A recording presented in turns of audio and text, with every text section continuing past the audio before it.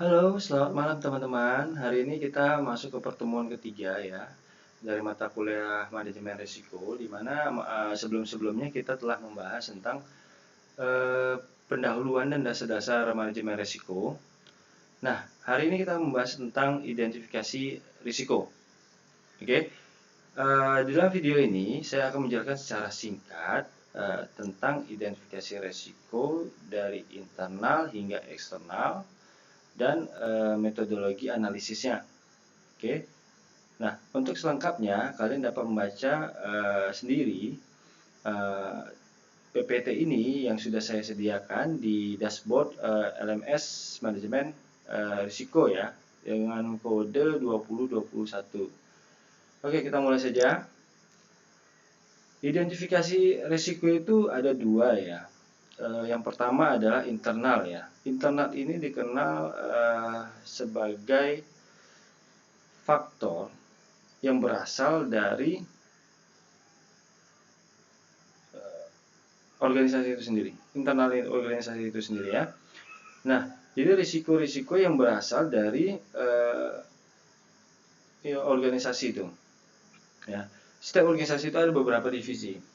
Ada yang SDM, ada yang divisi operasional, ada divisi pemasaran, ada banyak berbagai macam divisi ya, tergantung dengan perusahaannya. Apa perusahaan apa itu ya. Nah, sedangkan eksternal dia ada kebijakan pemerintah, kontrak kerja dengan distributor atau rekan kerja, pelanggan, dan masyarakat ya. Nah, eksternal ini kenapa kita bilang eksternal ini risiko eksternal ini harus ada karena itu adalah risiko-risiko yang akan mempengaruhi organisasi nantinya ya yang terkait dengan arah dan tujuan dari sasaran yang organisasi telah buat. Oke, next. Nah, di sini ada tabel SMART ya. SMART sendiri itu adalah spesifikasi measurable, achievable, relevant, realistic, serta time bound ya. Nah, dilihat dari tabel contoh penyusunan sasaran SMART ya, di sebelah kiri ada langkah 1, 2, 3, 4, 5.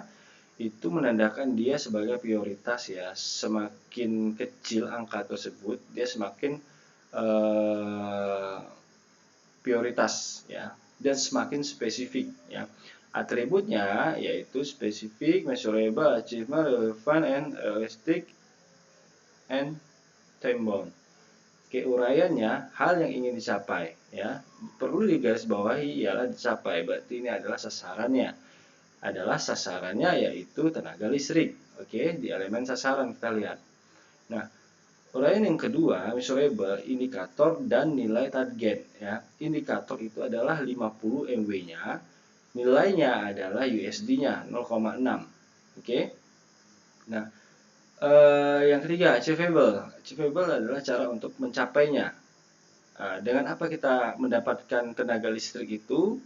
Yang indikatornya 50 MW dan nilainya kurang lebih USD 0,6 ya per kWh, yaitu ya beli dari IPP PLTU dengan kontrak 30 tahun ya. Nah, pemilik proses bisnisnya ialah penyedia listrik nasional ya dalam jangka waktu pencapaian 2015 ya sampai dengan 2045 ya. Nah, eh, di kolom sasaran elemen yang Tembon ini kan 2015. Kalian dapat mengisi ya 2015 sampai dengan 2045 ya atau berdasarkan kontrak. Sebenarnya di sini tidak hanya kontrak ya, non kontrak pun bisa kita buat seperti ini melalui tabel sasaran smart ya. Nah, sasarannya sendiri menghasilkan pengadaan sasaran sendiri menghasilkan deskripsi dari pengadaan tenaga listrik tahun 2015 ya. Nah, kalau kalian bikin 2015 hingga 2045 boleh ya oleh penyedia listrik nasional ya. Sebesar 50 MW dengan membeli dari IPP PLTU sebesar kurang lebih USD 0,6 per kWh melalui kontrak ya jangka panjang 30 tahun untuk memenuhi pertumbuhan beban sistem ya. Oke ya, bisa ditambahkan di sini akan dilanjutkan kontrak ini akan dilanjutkan setelah masa berakhir kontrak sebelumnya habis ya, bisa kita lanjutkan. Nah, eh, bisa juga kita bisa juga kita tidak kita ingin tidak meneruskan kontrak tersebut, bisa, sehingga akan berhenti hingga jangka waktu 30 tahun dan tidak diperpanjang lagi kontraknya. Oke, next. Skema pemetaan proses kerja mencapai sasaran ya. Nah, input ini adalah variabelnya yang akan kita proses ya. Proses hingga menjadi sasaran. Nah, tadi itu yang kita bicarakan adalah inputnya. Inputnya terus prosesnya itu pencapaiannya ya, hingga elemen-elemennya ya. Nah, prosesnya itu tahapan ya, tahapan prosesnya itu mau berapa banyak gitu ya per satu langkah ya, per satu langkah, dua langkah, tiganya itu ya. Nah, outputnya itu adalah hasil akhir dari prosesnya setelah direkonsiliasi ya, atau dikombin atau dideskripsikan ya. Oke, next. Nah, identifikasi risiko ini tentukan sasaran dengan SMART ya. Jabarkan dalam sasaran, tentukan hasil yang diharapkan, buatlah pemetaan kondisi lingkungan internal dan eksternal ya, seperti yang kita bahas sebelumnya. Identifikasi setiap peristiwa, catatan hasil pada register risiko. Nah, catatan ini ialah hasil daripada identifikasi risiko yang kita lakukan sebelumnya. Nah, setelah itu kita masukkan ke dalam registry risiko untuk sebagai catatan. Oke, next. Nah, di sini ada yang namanya faktor-faktor yang mempengaruhi manajemen risiko ya. Di DCP project ya, kita tambahkan aja lah project ini di DCP ya. Nah, di sini ada internal dan ada eksternal ya. Nah, internal sendiri itu organisasi ya. Organisasi ini di dalamnya meliputi technical, project management, and organization ya. Kita bahas salah satu aja. Misalnya project management ya, ada short implementation team. Nah, ini biasanya organisasi ini, perusahaan ini menyediakan atau memberikan waktu timing schedule ya untuk pelaksanaan dari project tersebut. Nah, jika kita tidak mengidentifikasi resikonya sebelumnya dan tidak mengantisipasi, maka akan meleset schedule ini dan itu akan membuat kerugian bagi perusahaan. Ya, begitu juga low productivity ya. Salah satu contohnya ada pada biaya ya. Sebenarnya banyak contohnya low productivity. Kita sebut ada dengan biaya ya. Biaya di sini kita sudah membudgetkan 1.000 ya, katakan 1.000. Ternyata setelah dilakukan proses mencapai 3.000 biayanya, ya kan? 3.000 $3.000 lah katanya, katakanlah seperti itu ya, padahal kita budgetnya $1.000. Nah, di sini terjadi miss yang disebabkan kita tidak mengantisipasi risiko-risiko yang akan muncul ya, yang berdampak pada besarnya biaya yang keluar ya. Sama pula dengan schedule time sebelumnya yang saya bahas. Oke, yang eksternal, kita lihat ekonomikal ini ada inflation ya. Inflation itu inflasi. Inflasi di sini ialah yang mempengaruhi kenaikan biaya ya. Di mana inflasi naik maka harga pun naik ya. Nah, ini akan mempengaruhi organisasi atau perusahaan ya, dan regulator itu pun juga akan mempengaruhi organisasi. Regulator kebijakan, perizinan dan segala macamnya dari pemerintahan ya. Nah, force major adalah seperti yang saat ini tahun 2020 COVID-19 melanda dunia ya, itu dikatakan force major ya. Jadi ketika orang siap akan prediksi ini, maka perusahaan atau organisasinya kemungkinan besar dapat bertahan. Tapi jika sebuah organisasi atau perusahaan itu tidak memiliki manajemen risiko, ya, mereka akan terkena dampak yang signifikan, ya. Terjadi shock, ya, shock, sehingga sebagian besar investor gulung tikar. Itu penyebabnya daripada tidak ada analisis yang menggambarkan prediksi yang akan terjadi masa depan. Oke, walaupun tidak sama persis, tetapi itu mirip, ya, dia akan memiliki kemungkinan dan bagaimana kita mengantisipasinya. Oke, next. Metodologi analisis risiko. Oke, di sini ada impact atau probability metric, ya, brainstorming, Delphi technique, interviewing, root cause identification, SWOT analysis, assumption analysis, diagram teknik. Oke, kita lanjut. Di metode analisis yang pertama adalah impact, ya, probability metric, ya. Di sini di sebelah kirinya ada tingkatan kemungkinan, ya, yang terjadi. Di sebelah kanan impact, ya. Impact ini besaran dari dampak yang disebabkan oleh resiko itu sendiri yang berpengaruh pada sasaran kita. Oke.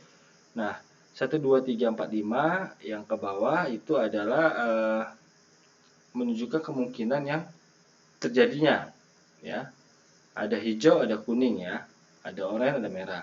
Nah, ke kanan itu insignificant, minor, moderate, major, and catastrophic. Paling besar adalah catastrophic, yaitu bencana, ya. Nah, warna-warna ini menunjukkan simbol atau identitas daripada risiko itu sendiri, ya. Nah, angka-angka ini didapat dari mana sih? Didapat dari perkalian, ya, perkalian antara probability dengan impact, ya. Misalnya level 1 dikali insignifikan 1, ya, hasilnya 1, ya. Level 1 dikali dengan minor, ya, hasilnya 2. Begitu juga sampai angka 25 di pojok kanan bawah, ya. Itu 5 kali 5, ya. Level probability-nya 5, katastrofnya 5, ya. Sehingga nilainya 25. Kita lanjut.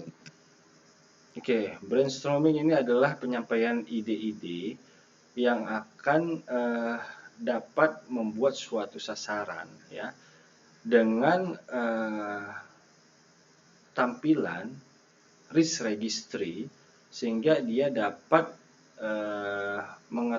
dapat diketahui resiko-resiko apa saja yang ada di setiap ide yang muncul, ya, yang dikembangkan. Nah, ide ini biasanya tidak hanya satu, ya, bahkan lebih dari 2, 3 bisa, ya. Nah, ide-ide ini biasanya memerlukan tingkat identifikasi yang lebih serius, ya, lebih mendalam. Karena apa? Karena dia bersifat asumsi atau prediksi lah lebih tepatnya, sehingga memang harus lebih mendalam lagi untuk kajian risikonya. Oke, Delphi method ini adalah application of the Delphi method. Nah, ini dia membahas tentang forecasting, ya, dari struktur inflation among a group expert on a subject. Nah, di barisan pertama itu sudah ditentukan apa saja yang menjadi tahapannya atau objek atau sasaran yang sudah ditentukan. Nah, bagian kedua oranye ini adalah ramalannya, ya. Itu tidak hanya dua, itu bisa lebih dari dua, sehingga dia bisa bercabang, ya. Dan ini prediksi ini ada 1, 2, ya, 3, 4, 5, ya. Maksudnya itu yang baris tengahnya, ya, nomor 1, bawahnya itu ada 1, 2, 3, 4. Satu nomor bisa menghasilkan 4 lagi nomor atau enggak 5, ya. Tergantung daripada forecasting dari sasaran itu tersebut. Oke. Nah, setelah nyampe ke barisan ketiga, ini adalah bagian yang sudah terjawab, ya, answering, di mana dia lebih yang diprioritaskan, ya. Nah, setelah semuanya mendapatkan prioritasnya, barulah muncul yang namanya result ya, analysis, ya, discussion ya. Nah, inilah yang sekiranya akan menjadi sasaran-sasaran atau arah dan tujuan yang akan diambil oleh organisasi ya. Ini yang disebut namanya pengambilan keputusan. Oke. Metode analisis interview. Nah, ini sering kita perhatikan ya, kita sering kita perhatikan dimanapun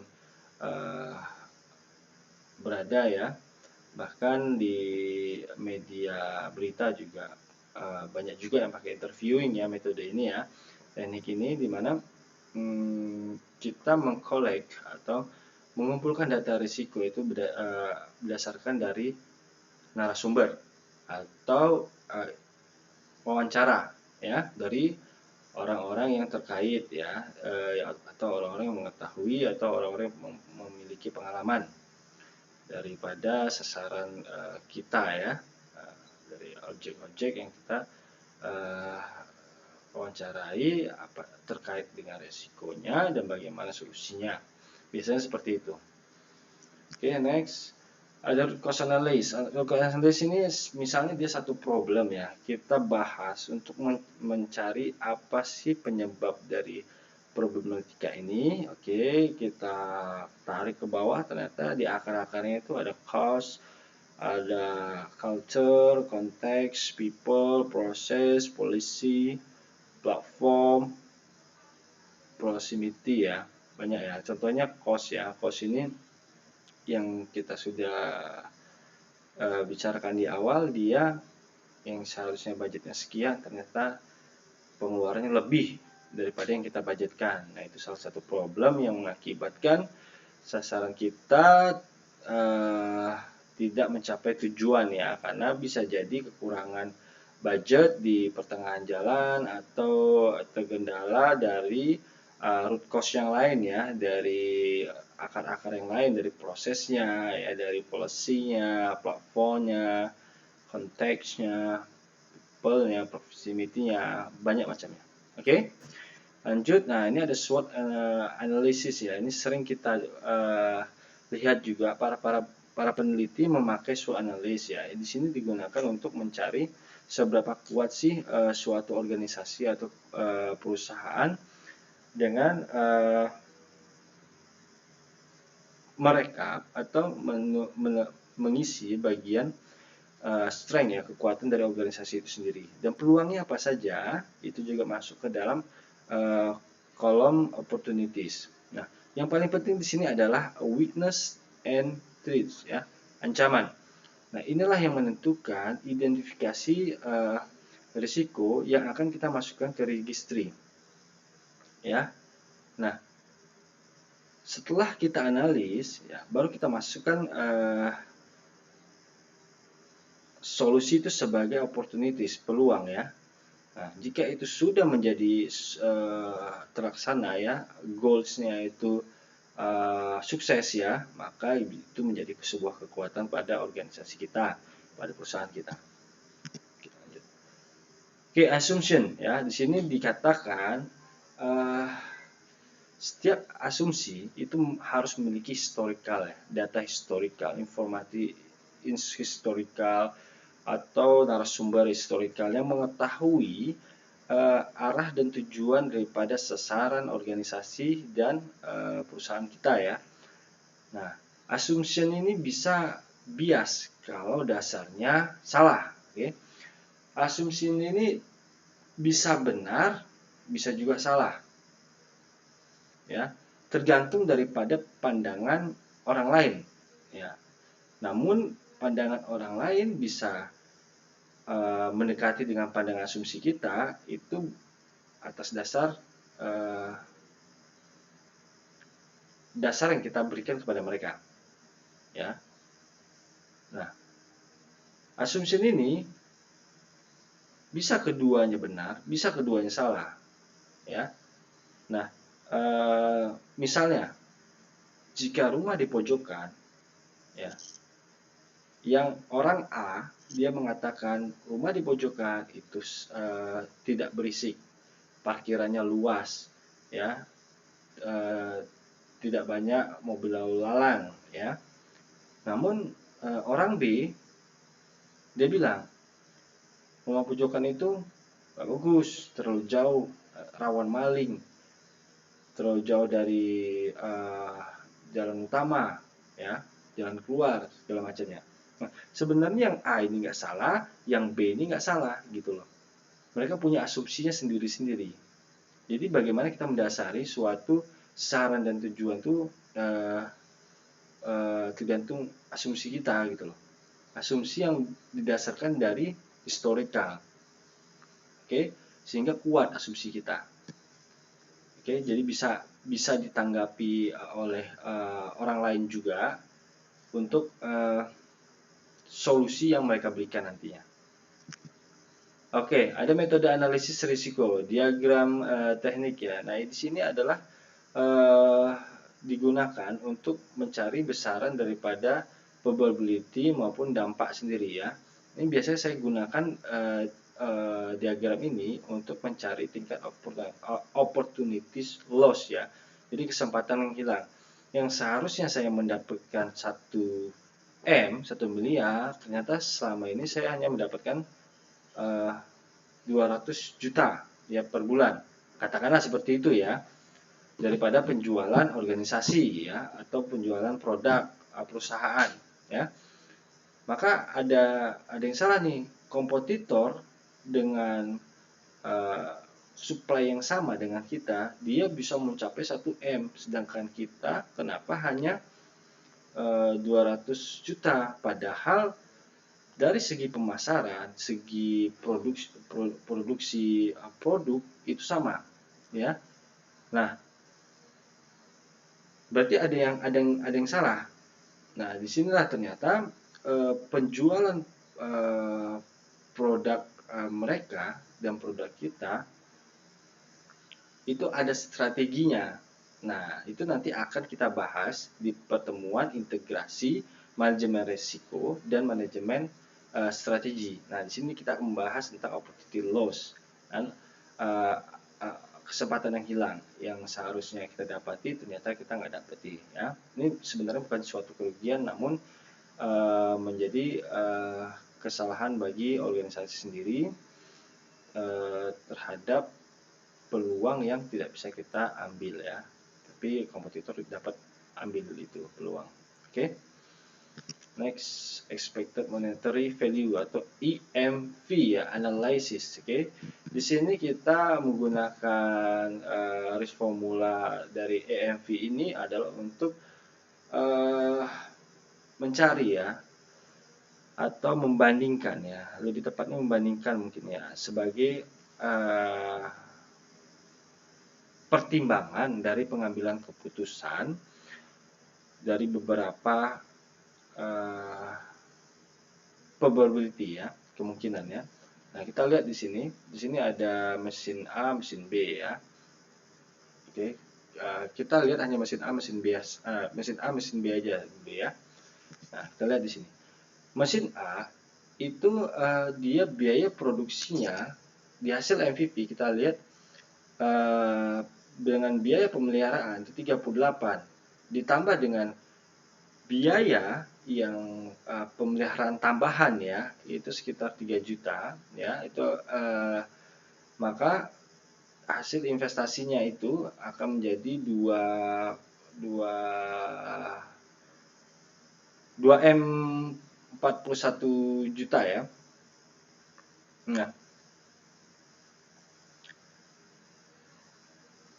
ada pula di mesin B. Di mesin B ini pemeliharaannya lebih besar ya, lebih besar di biaya pemeliharaan mesin yang C tadi itu ya. Nah, 51 juta. Nah, biaya pemeliharaan yang di bawahnya itu ada sekitar 18 juta. Maka totalnya 2M 29 juta ya. Nah, dari hasil total ini yang perlu betul-betul kita perhatikan mana yang lebih kecil biaya produksinya, ya kan? Nah, berdasarkan dari angka tersebut, maka mesin B itu lebih kecil biayanya dibandingkan mesin A, oke? Sehingga pengambilan keputusan dari organisasi ataupun perusahaan lebih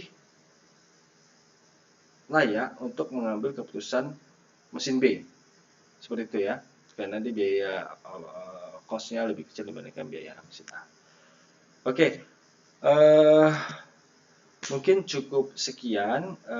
Jika ada pertanyaan, mungkin bisa ditanyakan di bagian forum ya, bagian forum.